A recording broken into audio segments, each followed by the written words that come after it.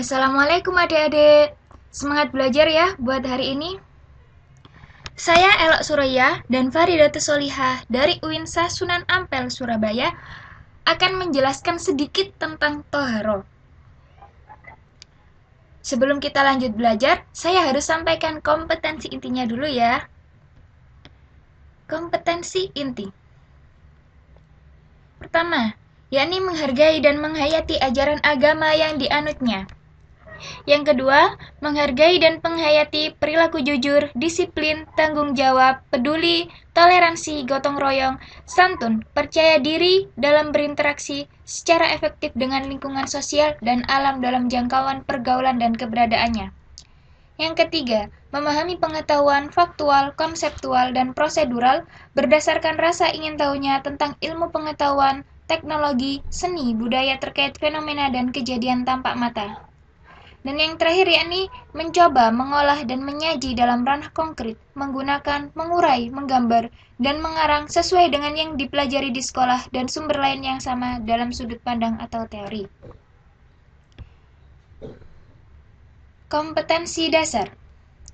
Pertama, yakni meyakini ketentuan bersuci dari hadas dan najis, menghayati bersuci dari hadas dan najis, memahami najis dan tata cara menyucikan, dan yang terakhir, mendemonstrasikan tata cara bersuci. Indikator. Peserta didik diharap mampu.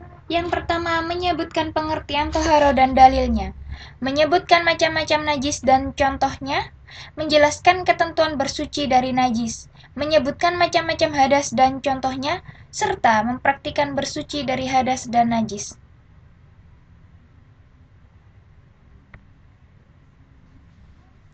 Selanjutnya, mari kita langsung saja intip materinya. Toharo ada 3, yakni bab toharo ini dibagi menjadi 3, macam-macam najis dan tata cara bersucinya, macam-macam hadas dan tata cara bersucinya, serta alat-alat bersuci. Yang pertama yakni toharo. Toharo ialah bersih atau bersuci. Sedangkan menurut istilah ialah suatu kegiatan bersuci dari najis dan hadas sehingga seseorang diperbolehkan untuk beribadah dan dituntut harus dalam keadaan bersuci. Dalil tentang toharo.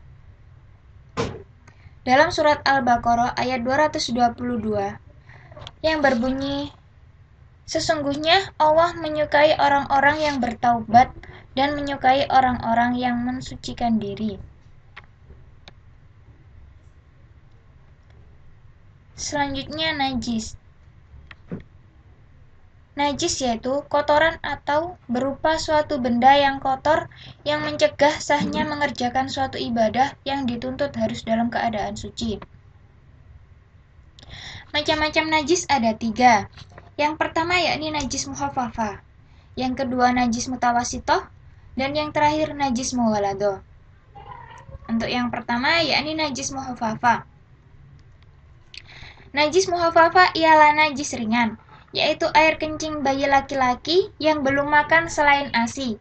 Cara menyucikannya adalah mencipratkan air pada daerah yang terkena najis. Selanjutnya, najis mutawasito. Ada 2 najis mutawasito, yakni najis hukmiyah dan najis ainiyah. Najis hukmiyah adalah najis yang diyakini adanya, tetapi tidak nyata wujudnya atau zatnya, bau dan rasanya.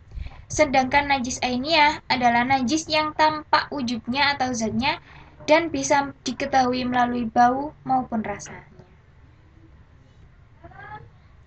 Selanjutnya yakni najis mughaladoh. Najis mughaladoh ialah najis karena jilatan anjing atau babi. Cara menyucikannya adalah mencuci 7 kali dan salah satunya dicampur dengan tanah.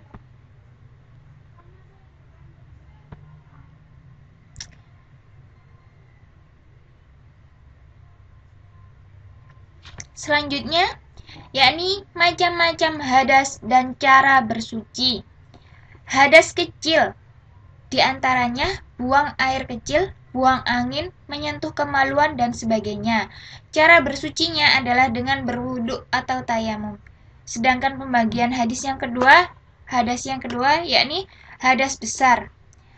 Contohnya haid, nifas, jima, dan sebagainya. Cara bersucinya adalah dengan mandi atau tayamum. Selanjutnya, alat-alat bersuci dan macam-macam air. Alat-alat yang dipergunakan dalam bersuci terdiri dari dua macam, yaitu air dan bukan air seperti batu. Dan ditinjau dari segi hukumnya, air terbagi menjadi 5 macam. Yang pertama air tohir mutohir, yang kedua air makruh, yang ketiga air mustakmal, yang keempat air tohir ghair mutohir, dan yang terakhir atau yang kelima yakni air mutanajis. Selanjutnya bersuci dari kotoran atau istinja. Istinja menurut bahasa terlepas atau selamat, sedangkan istinja menurut istilah adalah bersuci sesudah buang air besar atau buang air kecil. Adab buang hajat. Yang pertama, mendahulukan kaki kiri pada waktu masuk WC. Yang kedua, pada waktu masuk WC membaca doa. Yang ketiga, mendahulukan kaki kanan waktu keluar WC. Yang keempat, pada waktu keluar WC membaca doa. Yang kelima, pada waktu buang air hendaknya memakai alas kaki.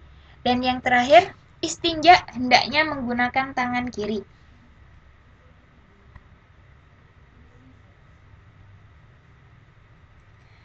Untuk yang terakhir yakni tata cara bersuci. Ada 4, yaitu wudu, mandi, tayamum, dan istinja. Untuk yang pertama yakni wudu. Tata cara berwudu diantaranya, yang pertama niat, yang kedua membasuh kedua telapak tangan, madmadah, istinsyak, dan istinsyar. Terus yang ketiga membasuh wajah, yang keempat membasuh kedua tangan sampai siku, yang kelima mengusap kepala seluruhnya termasuk telinga, dan yang terakhir at-tartib. Selanjutnya tata cara mandi wajib. Mengucapkan bismillah dan berniat untuk menghilangkan hadas besar. Selanjutnya membasuh kedua telapak tangan sampai pergelangan tangan.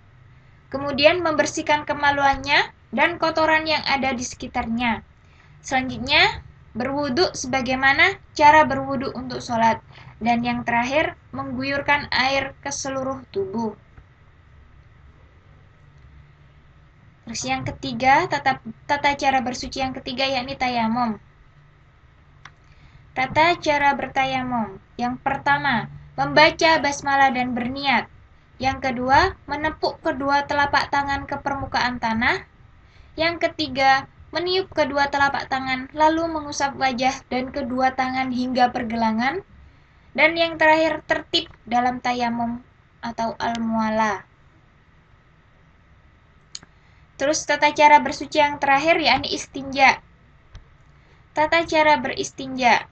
Yang pertama membasuh kubul dan dubur dengan air. Membasuh dan membersihkan tempat keluar kotoran air besar atau air kecil dengan batu atau dengan benda kaset lainnya sekurang-kurangnya 3 kali.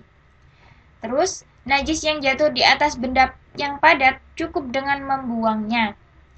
Selanjutnya, adapun benda yang terdapat bekas minum anjing harus dicuci sebanyak 7 kali dan salah satunya dengan debu atau tanah.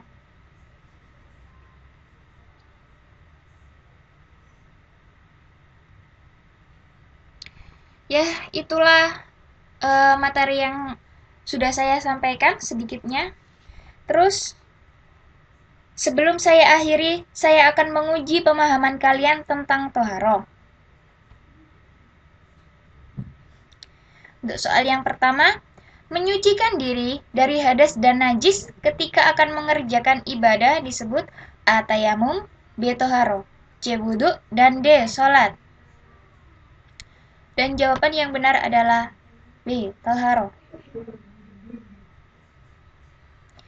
Untuk soal yang nomor 2, yang termasuk najis muwalado ialah A. Muntah, B. Darah hewan, C. Air basi, dan D. Air liur anjing. Dan yang benar adalah jawaban yang D, air liur anjing.